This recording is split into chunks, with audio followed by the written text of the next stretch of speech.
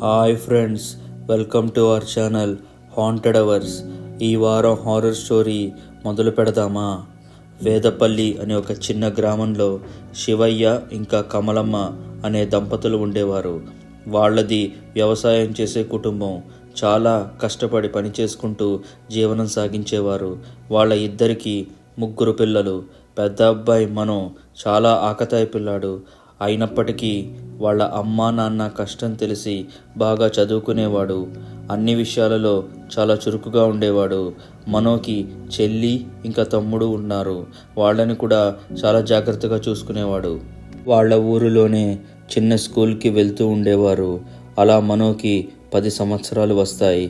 అతనికి తెలియకుండానే గాజులు వేసుకోవాలని, బొట్టు పెట్టుకోవాలని, చెల్లెలు బట్టలు వేసుకోవాలని అనిపించేది. మనోకి ఏం అర్థమయ్యేది కాదు, ఎందుకు తనకి ఇలా అనిపిస్తోందో అని. ఒకరోజు వాళ్ళ అమ్మ నాన్నకి తనకు అనిపించినవన్నీ వివరంగా చెప్తాడు. మనోని దారుణంగా కొడతారు. మళ్ళీ ఇలా మాట్లాడితే చంపేస్తాను అని వాళ్ళ నాన్న చెప్తాడు. మనో బాగా ఏడుస్తాడు. ఎందుకు నాన్న ఇంతలా కొట్టాడు, ఇంకోసారి అమ్మా నాన్నకి ఏం చెప్పకూడదు అని అనుకుని బాగా ఏడుస్తారు.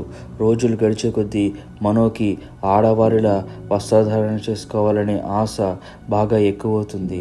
ఎక్కడ ఏం చెప్తే ఏమవుతుందో అని ఏం చెప్పకుండా అతనికి నచ్చినట్టు ఉండలేక నరక యాతన పడేవాడు. అయినా సరే చదువుని మాత్రం నిర్లక్ష్యం చేసేవాడు కాదు. బాగా చదువుకుని డిగ్రీ వరకు వస్తాడు. వాళ్ళది చిన్న ఊరు కావటంతో డిగ్రీ కాలేజ్కి పక్క ఊరు వెళ్ళాలి. మనో డిగ్రీలో జాయిన్ అవుతాడు. రోజు బస్సులో కాలేజీకి వెళ్ళి వస్తుంటాడు. కాలేజ్లో మనోకి రమేష్ అనే ఒక అతను పరిచయం అవుతాడు. కొద్ది రోజులకే మనో ఇంకా రమేష్ మంచి ఫ్రెండ్స్ అవుతారు.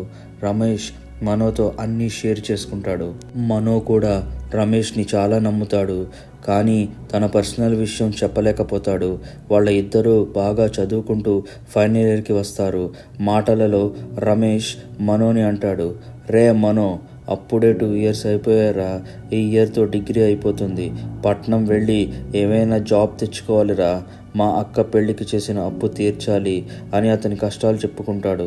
రమేష్ అడుగుతాడు, రే, ఎప్పుడూ చాలా సైలెంట్గా ఉంటావు, ఏంటిరా నాతో ఏం షేర్ చేసుకోవు? నేను నీతో ప్రతి విషయం చెప్తా. మనో, నా దగ్గర ఏం సీక్రెట్స్ ఉంటాయిరా? మా ఫ్యామిలీ పరిస్థితులు అన్నీ నీకు తెలుసుగా. మరి ఎందుకు నువ్వు ఎప్పుడు అలా డల్గా ఉంటావు, ఏదో పోగొట్టుకున్నట్టు? చెప్పరా, నేను ఎవరికి చెప్పను అని ఫోర్స్ చేస్తాడు రమేష్.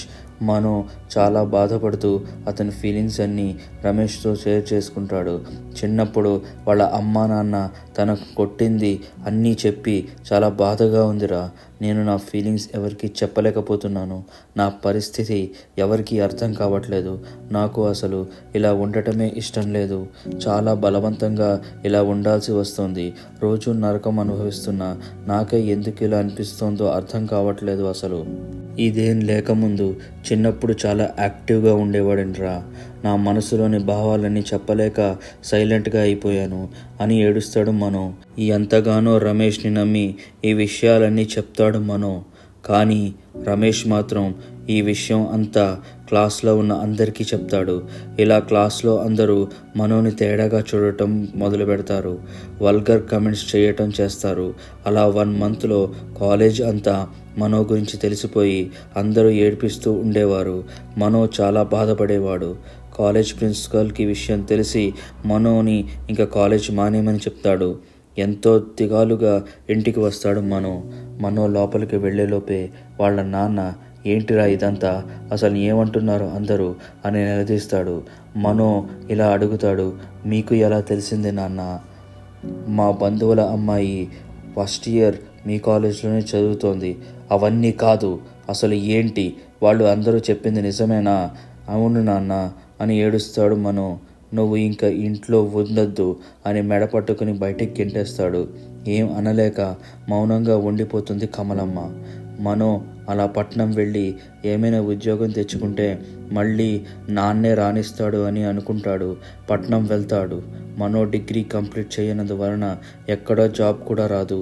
అన్ని చోట్ల మనోకి అవమానమే ఎదురవుతుంది. ఊరికొస్తాడు. ఊరిలో అందరూ ఎగతాళి చేస్తారు, నీచంగా మాట్లాడడం మొదలు పెడతారు. ఇవన్నీ భరించలేక ఉద్యోగం కూడా రాక రైలు వస్తుండగా ట్రాక్ మీద తలపెట్టి చనిపోతాడు. మనో ప్రేతాత్మగా మారుతాడు. తను స్నేహితుడు అని ఎంతగానో నమ్మి రమేష్కి విషయం చెప్తే రమేష్ మాత్రం మనోని మోసం చేస్తాడు. తనని చంపాలని మనో అనుకుంటాడు. రమేష్ పొలంలో వాళ్ళ నాన్నకు సహాయం చేస్తుండగా వాళ్ళ అమ్మ పిలుస్తున్నట్టు అనిపిస్తుంది. పక్కనే ఉన్న వాళ్ళ ఇంటికి వెళ్తాడు. కానీ అక్కడ వాళ్ళ అమ్మ కనిపించదు. గ్యాస్ వాసన బాగా వస్తుంది. ఎవరు ఇలా గ్యాస్ ఆన్ చేశారు, అమ్మ లేకపోతే ఎవరు నన్ను పిలిచారు అని అనుకునే లోపు లైట్ స్విచ్ దానంతట అదే ఆన్ అయ్యి డోర్స్ మూసుకుంటాయి. గ్యాస్ సిలిండర్ పేలి రమేష్ మరణిస్తాడు. కానీ మనో పగ చల్లారదు. మనోని ఎగతాళి చేసిన వాళ్లలో వాళ్ళ మావయ్య ఒకడు. ఎప్పుడూ వాళ్ళ కుటుంబాన్ని ఏదో విధంగా అవమానించేవాడు. ఒకరోజు పొలం పనులు చేస్తుండగా పాము కాటేయటంతో వాళ్ళ మావయ్య చనిపోతాడు. అలా కొన్ని సంవత్సరాలకి కవిత అనే ఒక అమ్మాయి మనో చదివిన కాలేజ్లోనే డిగ్రీలో జాయిన్ అవుతుంది. చాలా తెలివైనది. కవితకి సేమ్ కాలేజ్లో ఉండే ఉమతో స్నేహం కుదురుతుంది. కవిత, ఉమ ఇద్దరు బస్లో కాలేజ్కి కలిసి వెళ్ళి వచ్చేవారు. ఉమ కూడా మంచి తెలివైన అమ్మాయి కావడంతో కవిత ఇంకా ఉమకి చదువులో పోటీ ఉండేది. కానీ ఉమకి చిన్నప్పటి నుంచి ఒక సమస్య. అది కొంచెం నత్తి అయినా కూడా చాలా ఆత్మవిశ్వాసంతో ఉండేది. అలా కవిత, ఉమ బాగా చదువుకుంటూ ఫైనల్ ఇయర్కి వస్తారు. వాళ్ళ కాలేజ్లో మొదటిసారి క్యాంపస్ ఇంటర్వ్యూ సెలక్షన్స్ జరుగుతాయి. బాగా కాలేజ్లో చదివే అమ్మాయిల్ని సెలెక్ట్ చేస్తారు అని కాలేజ్ వాళ్ళు చెప్తారు. కవిత, ఉమ కూడా ఉంటారు. బస్సులో ఇంటికి వెళ్తుండగా కవిత ఉమతో ఇలా అంటుంది, ఉమా, నేను క్యాంపస్ ప్లేస్మెంట్స్కి వెళ్ళటానికి మా క్లాస్ నుంచి సెలెక్ట్ అయ్యాను. అప్పుడు ఉమ, నేను కూడా సెలెక్ట్ అయ్యాను అని అంటుంది. కవిత ఓర్వలేక, నువ్వు నత్తిదానివి, అక్కడ వాళ్ళు అడిగిన దానికి ఏం సమాధానం ఇస్తావు అని నవ్వుతుంది. ఉమా చాలా బాధపడుతుంది. కవిత అన్న మాటలకి ఎలాగైనా ఈ జాబ్ తెచ్చుకోవాలని కష్టపడి చదువుకుంటుంది. ఇంటర్వ్యూ రోజు కవితకి జాబ్ వస్తుంది.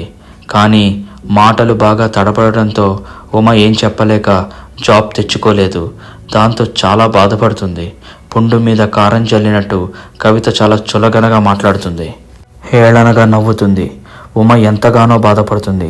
తనతో ఎంతగానో స్నేహంగా ఉంటూ తన లోపాన్ని ఎత్తి చూపించడం ఉమ తట్టుకోలేక ఏడుస్తూ ఇంటికి వెళ్ళిపోతుంది.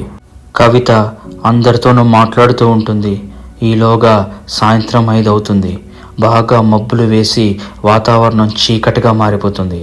పెద్ద వర్షం స్టార్ట్ అవుతుంది. ఇంటికి వెళదామని బస్ కోసం గబగబా నడుస్తూ ఉంటుంది. అలా నడుస్తుండగా ఎవరో కవితను బలంగా వెనక్కి నుంచి తోస్తారు. అలా తొయ్యగా తను పక్కనే ఉన్న వాగులో పడి పెద్ద రాయి తలకి తగిలి అక్కడికక్కడే చనిపోతుంది.